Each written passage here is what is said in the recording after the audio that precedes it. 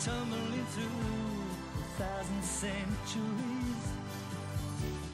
You don't know where you land. It's so dark in mythology. Treasures of history to be found. Hear the legends of time. All the handiworks remain. Only the dream away.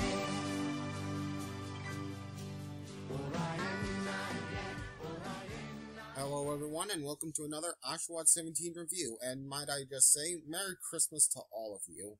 While it is my birthday, it is too close to Christmas to ignore, so I decided to do a review for the occasion. So I got to thinking, what would be a good movie to review on such a time of year? And then I thought about all the good and just of the world at Christmas time. And when I think good and just, I think of Disney. And let's make a pop quiz. When you think of Disney, what is the first thing that pops into your head? Okay, I will admit I fell right into that one, but besides Mickey Mouse himself, what is the first thing you think of when you think of Disney? No, get him out of here, his joke got old a while ago. Okay, besides Mickey Mouse and Olaf, what is the first thing that pops into your head?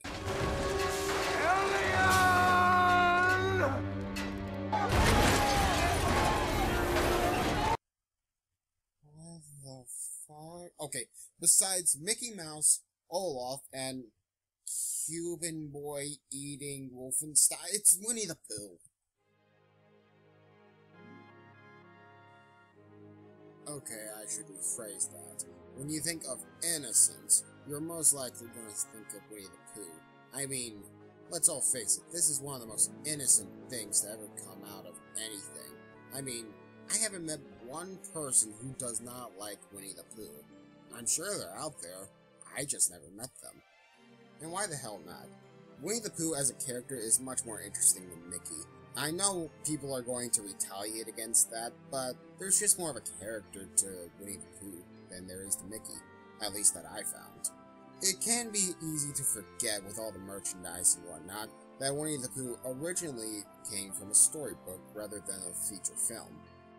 Winnie the Pooh is actually the brainchild of one A.A. Milne, who based the character and his many friends off of stuffed animals that his son Christopher Robin Milne had at the time, who was also the inspiration for the character Christopher Robin in the story.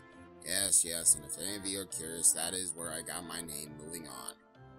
The original story was a massive success, and spawned off many sequel stories, and was a favorite to kids all around the world, especially Walt Disney's two daughters. And it's because of that Walt Disney acquired the rights to make a movie version of the story. During its first release, the movie was actually split up into 3 separate movies: Winnie the Pooh and the Honey Tree in 1966, Winnie the Pooh and the Blustery Day in 1968, and Winnie the Pooh and Tigger 2 in 1974. Extra material was used to link the featurettes together, and it was made into the Many Adventures of Winnie the Pooh. On the story side of things, there is no story, really. It's just the misadventures of these characters over the course of, who knows, a year maybe? It's just all the trials and tribulations and how they either live with it or get around it. Usually for a kids movie, you expect some sort of bad guy or moral about it. Really, there isn't. It's just letting the characters be the characters, and to me, that's probably one of the most refreshing ideas in a movie I've seen to date.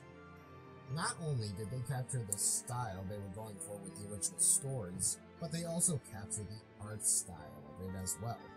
This is a time when Disney's animation started to look really sketchy. You can see examples of this in Hungry Animations and the Jungle Book, but I just don't like this. It just looks too sketchy and unfinished.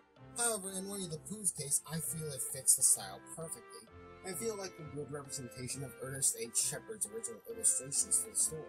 This is the movie that showed me how important characters were to everything. Since there is no story, we have to rely on the characters to supply us with what we need to see. And luckily for us, the characters are so likable that we'd want to go through the whole movie with them. I'll be honest, since this was my very first movie I ever watched, there's not much more I can say without totally being biased.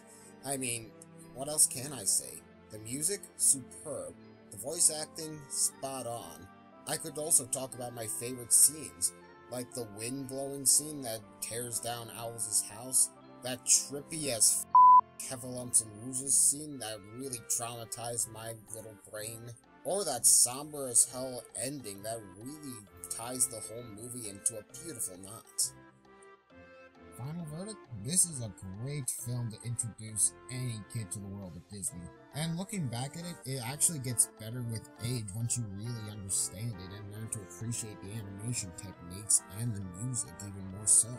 And with all that being said, and as the holidays draw near and near, I'd like to wish you all a Merry Christmas, Happy Hanukkah, whatever the hell you celebrate. Just have a good one, and thank you for listening to my ramblings. It's been an honor doing these videos, and I hope to do more into the future.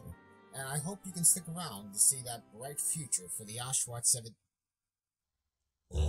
Seattle? Hey, demonic static voice. What's up? Well, I was just thinking, don't you have a certain, I don't know, sins of commentaries and a review to do? Plus you are overdue on that Naruto vlog, and just thought I'd wonder how you're doing on those. Oh god, oh god, oh god, oh god, oh god. It's coming January, I swear to whatever's out there. Get back to work.